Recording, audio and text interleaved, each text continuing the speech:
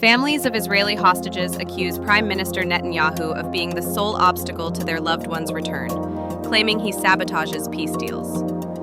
Israel's recent airstrike on Hamas leaders in Doha, Qatar, killed 5 members and a Qatari security official, drawing condemnation from Qatar and the UN, which labeled the attack a flagrant violation of international law. Netanyahu defended the strike, claiming it was necessary to eliminate Hamas leaders and end the war, while accusing Hamas of blocking ceasefire efforts. U.S. Secretary of State Marco Rubio visited Israel, urging action on the hostage crisis and a peaceful resolution.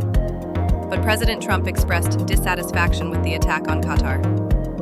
Hostage families whose loved ones are still held by Hamas accuse Netanyahu of stalling, linking his political maneuvers to the ongoing suffering of the 48 hostages. Meanwhile, Gaza faces a worsening humanitarian crisis, with hospitals overwhelmed and 144 deaths reported from malnutrition. The UN has warned that Israel's continued airstrikes are pushing Gaza into a catastrophic humanitarian disaster. Israel has warned residents of Gaza City to evacuate as its military prepares for a massive ground offensive, which has already resulted in extensive destruction. In the midst of this, international calls for a ceasefire grow louder, with nations like Qatar criticizing Israel's tactics.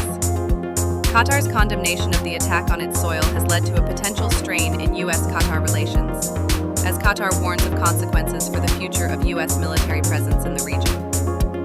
Netanyahu's approval ratings have dropped to their lowest point since the conflict began, as global scrutiny of his political strategy intensifies. While airstrikes continue, the world watches in anticipation, hoping for an end to the violence but fearing further escalation without a clear path